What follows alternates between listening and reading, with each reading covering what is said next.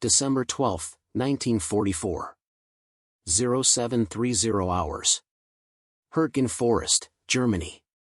Obergefreiter Klaus Brenner crouched in a frozen foxhole, gripping a weapon that terrified him almost as much as the American Sherman tank grinding toward his position through the snow-laden pines. The Panzerfaust in his hands weighed barely 11 pounds, cost less than a week's infantry rations to produce, and could penetrate 200 millimeters of armor at close range. It could also kill him just as easily as it would kill the tank crew he was targeting. What the German High Command didn't advertise in their training manuals was that this revolutionary anti-tank weapon, mass-produced by the millions and distributed to terrified conscripts with minimal training, had killed nearly as many German soldiers as it had destroyed Allied tanks. The Backblast alone could shatter skulls, rupture internal organs, and incinerate anyone standing within its lethal radius. And Klaus Brenner, an 18-year-old former baker's apprentice from Cologne, had received exactly 40 minutes of instruction on how to use it. The weapon that Nazi propaganda called the Great Equalizer was about to reveal its darkest truth. In the desperate mathematics of Germany's collapsing eastern and western fronts, soldier safety had become an acceptable sacrifice for tactical expediency. The Panzerfaust's origin story began not with innovation, but with catastrophe. On July 5, 1943, the Battle of Kursk shattered Germany's armored superiority on the Eastern Front. Soviet T-34 tanks, arriving in numbers that German intelligence had drastically underestimated, overwhelmed panzer divisions that had dominated European battlefields for 3 years. Within 2 weeks, Germany had lost over 760 tanks and assault guns, losses the Reich could never replace.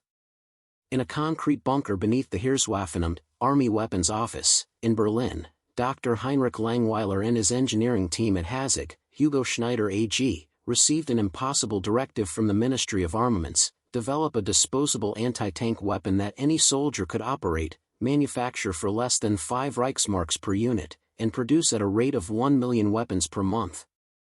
The timeline for the first working prototype, 6 weeks. Traditional anti-tank weapons had become Germany's strategic nightmare.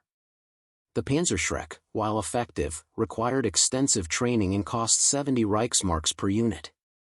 The magnetic mine demanded suicidal proximity to enemy armor.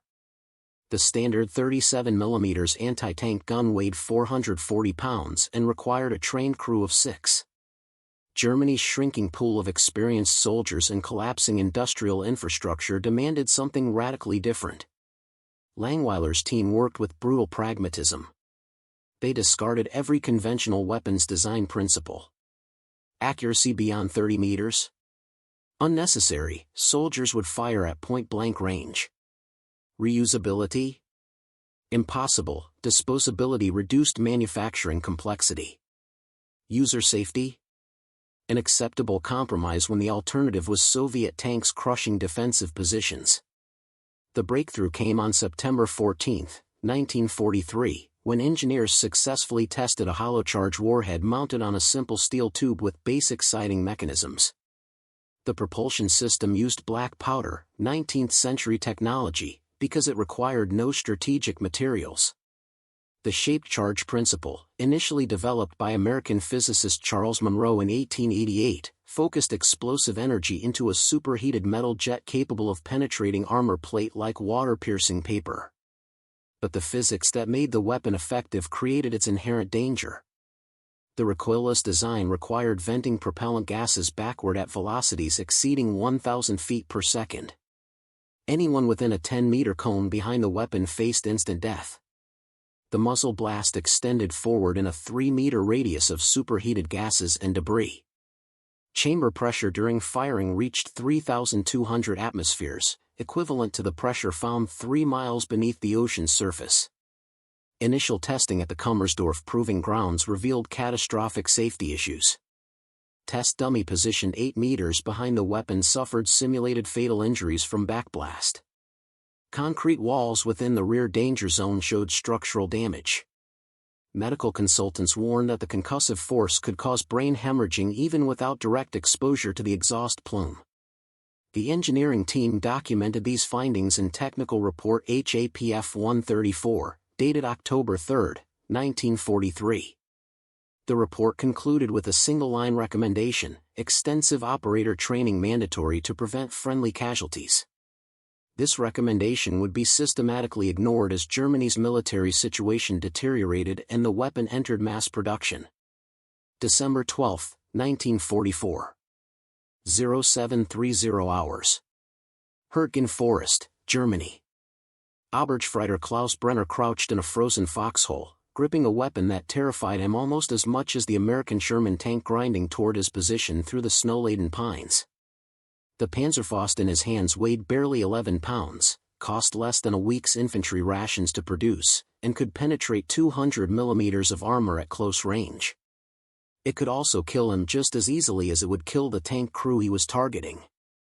What the German High Command didn't advertise in their training manuals was that this revolutionary anti-tank weapon, mass-produced by the millions and distributed to terrified conscripts with minimal training, had killed nearly as many German soldiers as it had destroyed Allied tanks.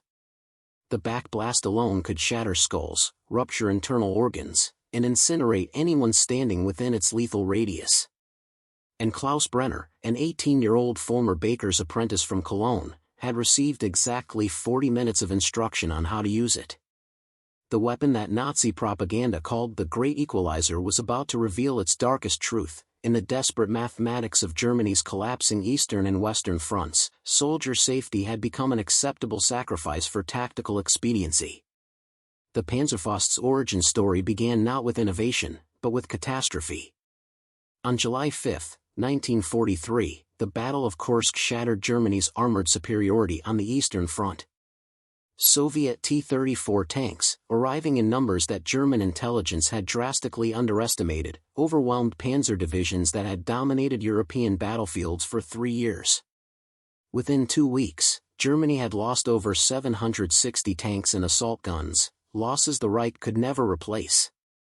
In a concrete bunker beneath the Heereswaffenamt, Army Weapons Office, in Berlin, Dr. Heinrich Langweiler and his engineering team at Hasig, Hugo Schneider AG, received an impossible directive from the Ministry of Armaments: develop a disposable anti-tank weapon that any soldier could operate, manufacture for less than 5 Reichsmarks per unit, and produce at a rate of 1 million weapons per month.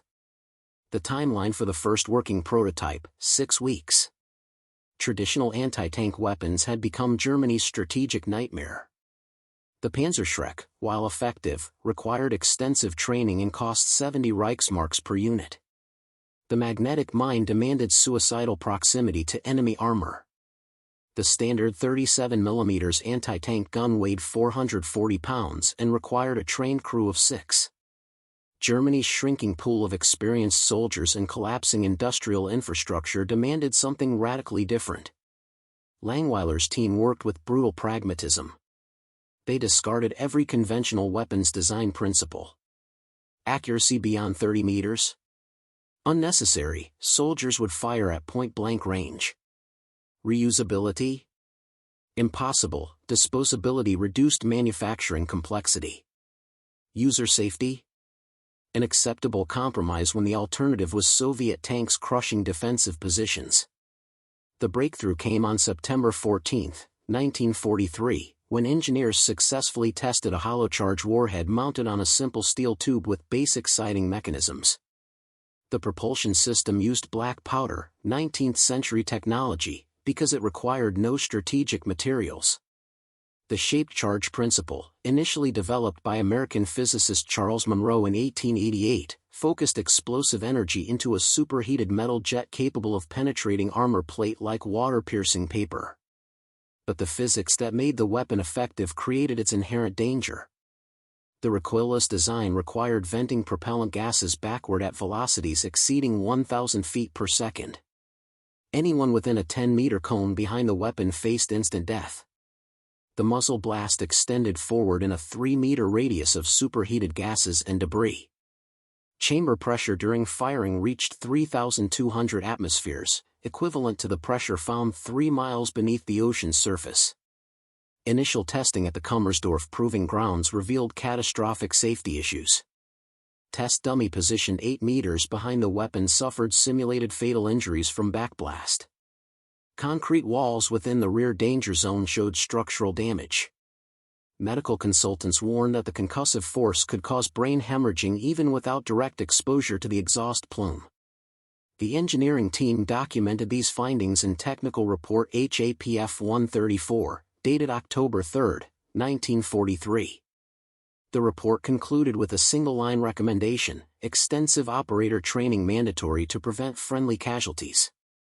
This recommendation would be systematically ignored as Germany's military situation deteriorated and the weapon entered mass production. The scientific reality of what happened when a Panzerfaust fired was far more complex and lethal than most operators understood. In a classified report prepared for the Chemical Warfare Service after capturing intact weapons in late 1944, American weapons analysts detailed the multiple lethal mechanisms that made the Panzerfaust as dangerous behind as it was in front. The propulsion system burned 540 grams of black powder in approximately 0.003 seconds, creating a gas pressure of 3,200 atmospheres within the launch tube. This pressure vented backward through the tube's open rear, producing an exhaust velocity of 335 meters per second, roughly the speed of sound. The gas temperature at the moment of venting reached 2,400 degrees Celsius, hot enough to melt steel. Physics professor Dr. Robert Thornwell, analyzing captured Panzerfausts at Aberdeen Proving Ground in Maryland, documented the backblast characteristics in Technical Report APG 44-127. His measurements revealed that within 2 meters of the rear aperture, the overpressure wave measured 15 pounds per square inch, sufficient to rupture internal organs. At 5 meters, the pressure dropped to 4 psi, enough to cause severe concussive injuries. Beyond 10 meters, the danger diminished to non-lethal levels for soldiers in the open. But these measurements assumed ideal conditions: open terrain, no obstacles, proper operator positioning. Combat reality rarely matched these assumptions. German combat reports documented what happened when desperate soldiers fired Panzerfausts from enclosed positions. On February 8, 1945, near the town of Cleve, a grenadier from the 346th Infantry Division fired a Panzerfaust from a building's second-story window at an advancing Churchill tank. The backblast, unable to dissipate in the open air, reflected off the room's walls, creating a pressure wave that killed the operator instantly and incapacitated 3 other soldiers in adjacent rooms. The tank, struck but not disabled, machine-gunned the building. Total German casualties, 7. Allied casualties, none. Similar incidents multiplied across both fronts as Germany's defensive situation deteriorated. Soviet after-action reports captured during post-war analysis documented 23 separate incidents where German defenders died from Panzerfaust backblast in enclosed positions during the Vistula-Oder offensive in January 1945. Red Army tactical intelligence bulletins began warning assault troops to search buildings for bodies positioned near windows, indicators of Panzerfaust positions that had self-destructed. The forward danger zone proved equally lethal. The muzzle blast extended 3 meters forward in a cone of superheated gases and metal particles from the warhead's ignition. Soldiers positioned too close to the front of the weapon suffered severe burns and shrapnel injuries. Training manuals warned against firing with obstacles within this zone, but combat conditions often made compliance impossible. Gefreiter Hans Vogel, a survivor from the 9th Panzer Division, provided testimony to American interrogators in May 1945. "We called it the Arschkanon, the ass gun, because it tried to kill you from behind. I saw 3 men in my company die from the backblast. One fired from a trench too narrow to allow proper dispersal. The pressure wave crushed his chest. Another fired with a tree 3 meters behind him. The reflected blast knocked him unconscious, and he bled from his ears until he died. The third panicked when a T-34 appeared and forgot to check his rear. 2 men were standing behind him. The blast killed one instantly, blinded the other. The weapon's indiscriminate lethality extended to its warhead safety. Rough handling, temperature extremes, or moisture could compromise the chemical fuse, leading to premature detonations that killed operators before they could fire. Quality control deteriorated as production accelerated and Allied bombing disrupted manufacturing facilities.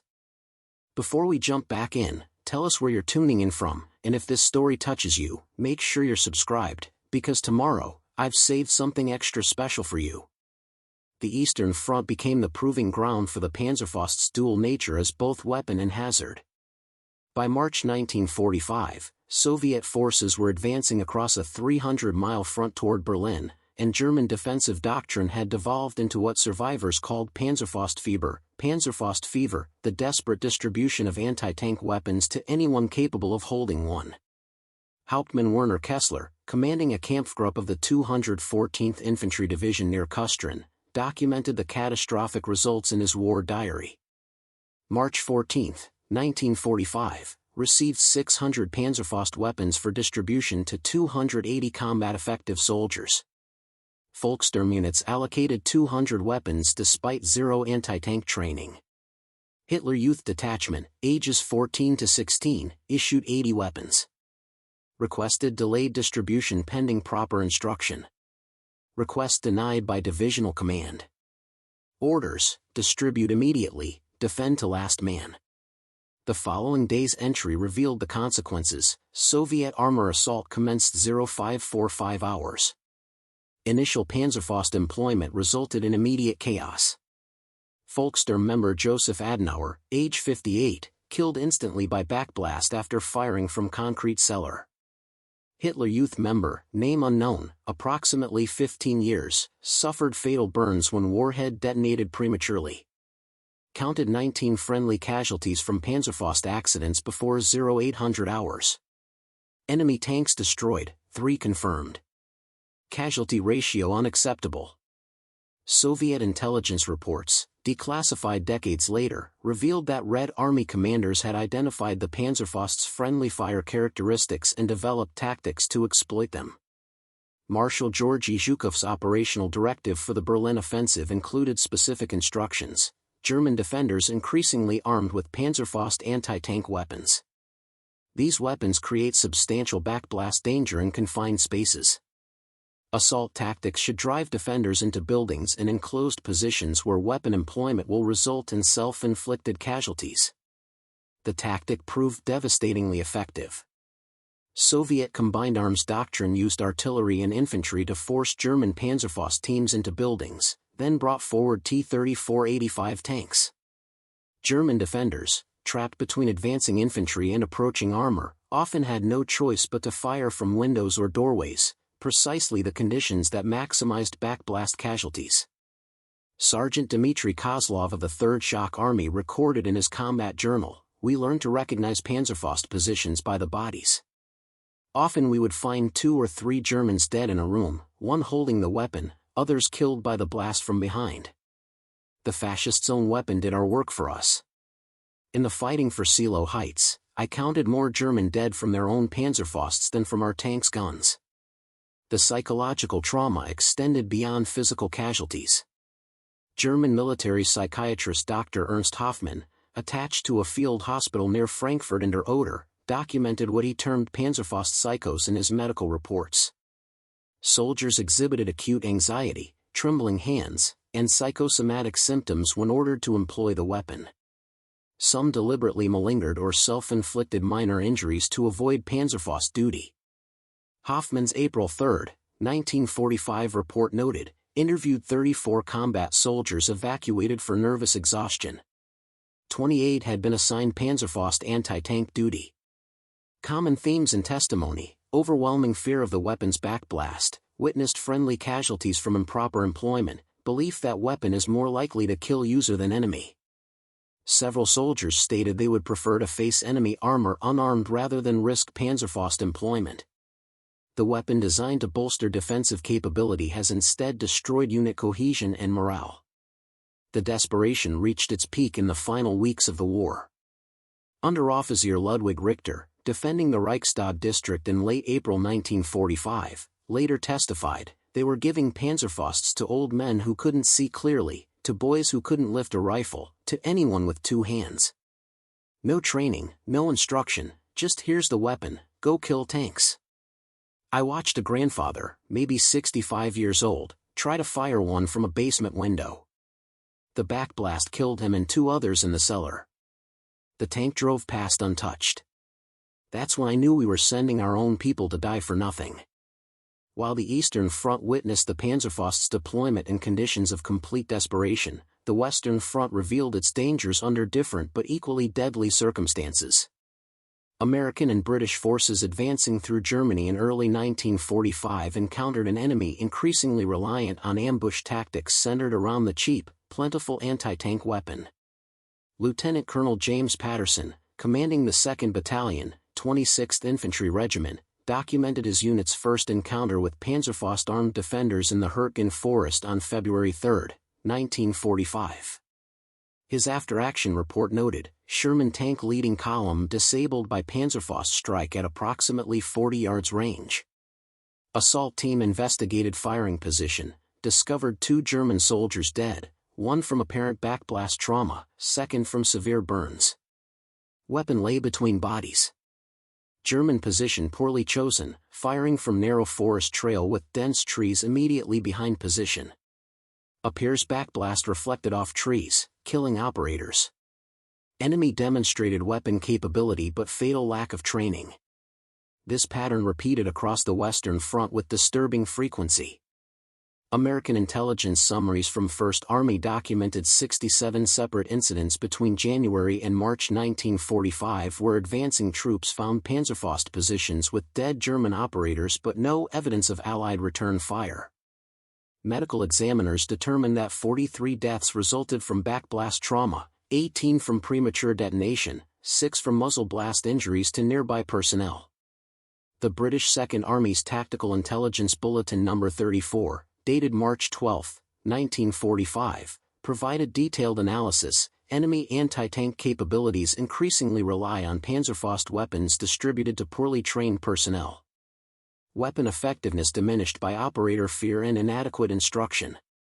Approximately 30% of Panzerfaust positions examined post-combat show evidence of self-inflicted casualties. Recommend continued armored advances with infantry support to exploit enemy weapons' inherent dangers to operators. Captain Edmund Thornhill of the British 7th Armoured Division recorded a particularly tragic incident near Xanten on March 8, 1945, advanced through village under sporadic fire. Cromwell tank fired upon from building at approximately 50 meters. Panzerfaust round struck, minimal damage. Infantry cleared building, discovered 5 German soldiers dead inside. Medical examination revealed all died from concussive trauma consistent with confined space backblast. The weapon had been fired from a small room with stone walls. The pressure wave, unable to escape, killed everyone in the room and adjacent spaces. The Americans call it blowback. The Germans are killing themselves with their own weapons. American combat engineers developed protocols for identifying Panzerfaust-related hazards. Technical Manual TME 234, issued in March 1945, instructed clearance teams, buildings showing blast damage radiating from windows or doors may indicate Panzerfaust employment. Exercise caution, unexploded warheads may be present. Bodies positioned near openings with severe posterior trauma indicate backblast casualties. Document positions for intelligence analysis. The psychological impact affected both sides. American tank crews developed acute anxiety about Panzerfaust ambushes, leading to excessive expenditure of machine gun ammunition on suspected positions. German defenders, increasingly aware of their weapons' dangers, exhibited hesitation that Allied intelligence reports noted reduced combat effectiveness by an estimated 40%. Staff Sergeant Robert Callahan, tank commander in the 3rd Armored Division, provided testimony that illustrated the weapon's psychological reach. We knew the Germans had these things everywhere. What we didn't know until later was that the Krauts were more afraid of them than we were. Found a position once, 6 Panzerfausts just lying there, loaded and ready, but the position was abandoned. Our intelligence officer said they probably ran away rather than risk firing them. Can't say I blame them. Seeing what those things did to their own people, I'd run too. Post-war analysis revealed the full scope of the Panzerfaust's tragic duality. Documents compiled by the U.S. Strategic Bombing Survey, combined with captured German military records and Soviet intelligence summaries, painted a statistical portrait of a weapon that killed indiscriminately. production figures told the first part of the story. Between August 1943 and April 1945, German factories manufactured approximately 8.3 million Panzerfaust weapons of all variants. The Panzerfaust 30, effective range 30 meters, comprised 3.2 million units. The improved Panzerfaust 60 accounted for 4.1 million. The final Panzerfaust 100 and 150 models, with extended ranges, totaled approximately 1 million before production ceased. Official German Army statistics, recovered from OKW, Oberkommando der Wehrmacht, archives in Flensburg, documented 8,564 Allied tanks destroyed or damaged by Panzerfaust strikes between January 1944 and May 1945.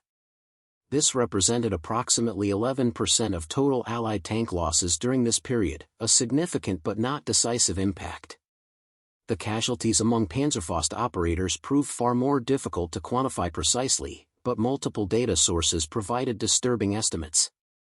The Wehrmacht Medical Services Casualty Classification System, maintained until March 1945, included Category E7B, Eigenwaffenunfall, own weapon accident. Analysis of surviving medical records from 47 divisions across both fronts revealed 2,314 documented E7B casualties specifically attributed to Panzerfaust accidents between January 1944 and March 1945. However, Dr. Heinrich Müller, a German military historian who spent 3 decades analyzing Wehrmacht casualty records, argued these figures represented massive underreporting. In his 1978 study Die Waffenunfall der Wehrmacht, The Weapon Accidents of the Wehrmacht, Müller estimated actual Panzerfaust-related friendly casualties at 15,000 to 20,000 based on incomplete records, unit after-action reports, and statistical modeling accounting for lost documentation. Soviet intelligence summaries provided corroborating evidence. The Red Army's main intelligence directorate, GRU, maintained detailed records of German defensive tactics and casualties. A declassified report from April 1945 noted, German Panzerfaust weapons employed extensively in defensive operations. Intelligence assessment indicates weapon responsible for approximately 340 Soviet armored vehicle losses. However, battlefield examination reveals numerous instances of German casualties from weapon backblast and premature detonation. Estimated ratio, for every Soviet tank damaged by Panzerfaust, 2.3 German soldiers killed or severely wounded by same weapon type. Enemy weapon represents greater danger to its operators than to Red Army. The casualty distribution revealed the weapon's particularly tragic impact on specific groups. Volkssturm units, comprised of men ages 16 to 60 who received minimal training, suffered disproportionately. Records from the Berlin defense area showed Volkssturm Panzerfaust casualties exceeded combat effectiveness gains by a factor of 4 to 1. Hitler Youth formations faced similarly catastrophic ratios. A report from the 12th SS Panzer Division Hitler Jugend, dated March 18, 1945, documented that of 180 Hitler Youth members issued Panzerfausts during the defense of the Rhine bridgeheads, 34 were killed or wounded by their own weapons while destroying only 11 Allied tanks. British operational research scientist Dr. Arthur Williams analyzed Panzerfaust effectiveness for the War Office in June 1945. His conclusion proved damning: the Panzerfaust weapon system, when employed by inadequately trained personnel under combat stress, demonstrated negative tactical value. Friendly casualties exceeded enemy casualties by estimated margins of 1.5 to 1 in some sectors. The weapon's theoretical anti-armor capability was systematically negated by operational hazards that German command structures either ignored or accepted as necessary sacrifice. Preparing and narrating this story took us a lot of time, so if you are enjoying it, subscribe to our channel, it means a lot to us. Now back to the story. As the Third Reich entered its death throes in April 1945, Panzerfaust distribution reached levels of absolute desperation that transcended military logic and entered the realm of mass delusion. The weapon that had begun as a rational response to tactical problems had become a symbol of Germany's complete divorce from reality. On April 16, 1945, as Soviet forces launched their final assault on Berlin, Reichsfuhrer SS Heinrich Himmler issued orders through the SS Führungsamt for the immediate distribution of every available Panzerfaust to civilian defenders. The directive, discovered in SS archives after the war, read, "Every German capable of holding a weapon will receive a Panzerfaust. Age and physical condition are irrelevant. The defense of the fatherland demands total sacrifice. Training is unnecessary, courage and willpower will compensate for technical deficiency." This order represented the final abandonment of any pretense of soldier safety or tactical rationality. In the streets of Berlin, elderly men who had survived the First World War received weapons they could barely lift. Women pressed into Volkssturm service received Panzerfausts with instructions consisting of a single sentence: point at tank, pull trigger, step aside quickly. Children as young as 12 were issued weapons weighing nearly as much as they did. Hauptsturmführer Karl Hoffmann, commanding an SS combat group in the Tempelhof district, kept a diary that documented the horrifying results. April 20, 1945, witnessed elderly man, estimated age 70, attempt to fire Panzerfaust at approaching T-34. Weapon's weight caused him to lose balance during trigger pull. Warhead fired into ground 8 meters ahead, exploding and killing operator instantly. Tank continued advance, crushing his body. This is what we have become, old men dying uselessly with weapons they cannot control. April 22 entry, issued Panzerfausts to Volkssturm unit including 14-year-old boys. One child, cannot record his name, cannot bear to remember, dropped weapon while running to firing position. Premature detonation killed the boy and 3 others nearby. Soviet tanks were not even in visual range. We are murdering our own children with these cursed weapons. The Soviet assault on Berlin generated unprecedented concentrations of Panzerfaust accidents. Red Army reports from the First Belarusian Front documented that in the fighting for the Reichstag district between April 28 and May 2, they counted 127 German bodies in positions identifiable as Panzerfaust operators, but found evidence of backblast or premature detonation as cause of death in 89 cases. Only 38 showed evidence of death from Soviet fire. Meanwhile, Soviet tank losses in the same sector, 23 vehicles, with only 11 attributable to Panzerfaust strikes. Major Vasily Grossman, Soviet war correspondent and author, witnessed the final Panzerfaust deployments firsthand. His account, published in his memoir A Writer at War, described a scene that encapsulated the weapon's tragic legacy. In a basement near the Landwehr Canal, we found 6 German defenders dead. An old man, perhaps a grandfather, lay with a Panzerfaust across his chest. The weapon had exploded as he tried to fire it. The blast had killed him instantly and wounded the others severely enough that they bled to death before help could arrive. On the street above, a Soviet tank sat undamaged, its crew unaware that below them, Germans had died fighting a weapon as dangerous to them as any enemy. The psychological impact on surviving German personnel who witnessed these final weeks proved profound and lasting. Obergefreiter Helmut Fischer, captured on May 3 in the Charlottenburg district, provided testimony to American interrogators.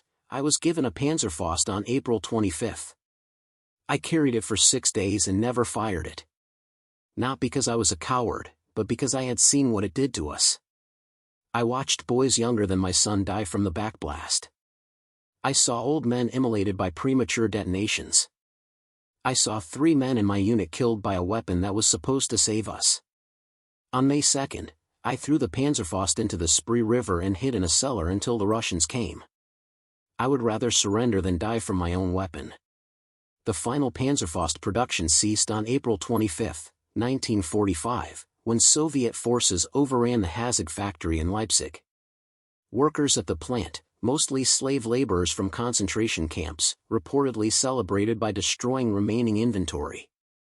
Survivor testimony from the liberation documented that factory workers had nicknamed the weapon Beidseetage mortar, the two-sided killer. In the ruins of the Führer bunker, Hitler's final military conferences in late April revealed a man completely detached from the reality of what his wonder weapons had wrought. Transcripts from April 27 show Hitler demanding reports on Panzerfaust production numbers and distribution rates, apparently unaware that the factories producing them had been overrun days earlier. When informed that Volkssturm units were suffering catastrophic casualties, some from their own weapons, Hitler reportedly dismissed the information as defeatist propaganda. The end of hostilities in May 1945 initiated a comprehensive examination of German weapon systems by Allied intelligence services. Among all the technological curiosities of the Third Reich, from jet fighters to guided missiles, the Panzerfaust drew particular scrutiny not for its innovation, but for its catastrophic human cost to both sides of the conflict. The U.S. Army's Foreign Military Studies program, established in 1945 to document German military operations, commissioned detailed studies of anti-tank warfare. General der Panzertruppen Otto von Mancherfeld, captured and interrogated extensively, provided candid assessments that contradicted official Nazi propaganda. In his report FMSB 234, dated August 1946, von Mancherfeld wrote, "The Panzerfaust represented German desperation more than German innovation. It was a weapon designed when we could no longer afford proper weapons or properly trained soldiers." The propaganda claimed it equalized the contest between man and tank. The reality was that it killed our soldiers, especially the young and the old pressed into service, as efficiently as it occasionally killed enemy armor. Former Wehrmacht medical officers, compelled to provide testimony during the occupation period, revealed documentation that had been deliberately suppressed during the war. Oberstarst Hermann Gottschalk, chief medical officer of the 6th Army's remnants after Stalingrad, testified that medical services had been ordered to classify Panzerfaust accidents as combat casualties rather than training accidents or weapon defects to avoid undermining weapon distribution programs. His testimony included this damning statement: "We knew from early 1944 that the Panzerfaust was killing and maiming our own soldiers at rates comparable to enemy fire. We reported these findings through proper channels. The response was always the same: reclassify the casualties, suppress the reports, continue distribution." The weapon's psychological value as a defensive symbol outweighed any concern for the men forced to use it. The Soviet Union conducted parallel investigations with harsher methods. NKVD interrogators extracted testimony from captured German weapons designers and military planners. Dr. Heinrich Langweiler, the Hasig engineer who had led Panzerfaust development, provided extensive technical testimony before being sentenced to 25 years in a Soviet labor camp for war crimes related to the use of slave labor in weapons production. Langweiler's testimony, declassified in 1991, revealed that German weapons designers had been fully aware of the backblast dangers from the earliest prototypes. When asked why safety modifications hadn't been implemented, Langweiler reportedly stated, "We proposed several design modifications that would have reduced backblast danger: ventilation systems, blast deflectors, improved operator shields. Each proposal was rejected because it would have increased manufacturing time by 15 to 20% or required strategic materials we didn't have." The directive from the Armaments Ministry was explicit: maximize production numbers, minimize cost, accept operator casualties as necessary to maintain output levels. British military historians, analyzing captured documents for the Cabinet Office's post-war assessment, discovered internal Wehrmacht correspondence that revealed command-level awareness of the problem. A memo from Colonel General Heinz Guderian, dated November 3, 1944, stated, "Panzerfaust distribution to inadequately trained personnel resulting in unacceptable friendly casualties. Recommend suspension of distribution to Volkssturm units pending proper training implementation." The response, from Field Marshal Wilhelm Keitel, dated November 7, read simply, "Recommendation rejected. Distribute all available Panzerfausts regardless of training status. Military necessity overrides safety concerns." The human cost extended beyond immediate casualties. Veterans Administration hospitals in both the United States and Britain began documenting cases of German POWs suffering from severe psychological trauma related to Panzerfaust incidents they had witnessed or survived. Dr. William Sargant, a British psychiatrist working with German POWs, published findings in 1947 describing what he termed weapon-induced trauma syndrome, psychological damage specifically from witnessing friendly fire casualties from poorly designed or improperly employed weapons. American weapons analysts reached definitive conclusions documented in the Aberdeen Proving Grounds Comprehensive Report German Infantry Anti-Tank Weapons, Technical and Tactical Assessment, published in December 1946. The report's findings were unequivocal. The Panzerfaust represented a weapon system where tactical desperation overrode engineering safety principles and military training doctrine. While theoretically effective against armor when properly employed, the weapon's deployment to minimally trained personnel under combat stress created casualty rates among friendly forces that exceeded tactical benefits. The German experience with the Panzerfaust serves as a cautionary example of how expedient weapon design without adequate training infrastructure can transform a force multiplier into a force liability. Perhaps most telling were the reactions of captured German generals when shown the full casualty statistics compiled from multiple sources. General der Infanterie Gunther Blumentritt, when presented with estimates suggesting Panzerfaust accidents may have killed or wounded 15,000 to 20,000 German soldiers, reportedly sat in silence for several minutes before stating, "We sacrificed them. We knew the weapon was dangerous to our own men, and we distributed it anyway because we had nothing else. We told ourselves it was necessary." Perhaps it was. But that doesn't change what we did. We armed desperate men with weapons that killed them, and we called it defense. The Panzerfaust's legacy extended far beyond the immediate statistics of World War II, influencing military doctrine, weapon design philosophy, and ethical considerations in arms development for generations. But its most enduring lesson remained the darkest: the human cost when desperation drives weapon deployment faster than training can ensure safe employment. In the decades following the war, military historians and ethicists continued to debate the Panzerfaust's place in the broader narrative of the conflict. Dr. Jonathan Sterling, professor of military history at King's College London, wrote in his 1983 study Weapons of Desperation, "The Panzerfaust represents a unique category in weapons history, a system where the danger to friendly forces from improper use approached or exceeded the danger posed to enemy forces." It stands as testament to how thoroughly Nazi Germany had abandoned rational military planning by 1944-45, sacrificing its own soldiers' lives not to weapon effectiveness, but to weapon availability. The weapon influenced post-war anti-tank weapon development in paradoxical ways. The Soviet RPG-2, introduced in 1949, and the American M72 law, developed in the 1960s, both borrowed the Panzerfaust's recoilless design principles, but their development programs invested heavily in safety features and comprehensive training protocols that the Germans had fatally neglected. Engineering documents from both weapons development programs explicitly referenced German Panzerfaust operator casualties as design constraints to be engineered around. Soviet military doctrine, informed by their experience fighting Panzerfaust armed defenders, incorporated specific training on exploiting enemy weapon hazards. Training manuals from the 1950s instructed Soviet infantry to force defenders into confined positions where anti-tank weapon employment would endanger the operators themselves, a tactic directly derived from observing German Panzerfaust accidents during the Berlin assault. The human stories behind the statistics continued to emerge through subsequent decades. In 1979, a German television documentary titled Die Vergessenen Opfer, The Forgotten Victims, interviewed survivors who had witnessed Panzerfaust accidents. Erich Mannheim, who had been 16 years old during the defense of Berlin, provided testimony. "I was given a Panzerfaust on April 27, 1945. They showed me how to hold it and told me to aim at the tank's tracks. That was my entire training, maybe 2 minutes. 3 boys from my neighborhood had the same training. 2 of them died the next day, not from Russian bullets, but from the Panzerfausts themselves. One fired from a doorway and the backblast killed him. The other's weapon exploded when he dropped it while running. I survived because I was too terrified to fire mine.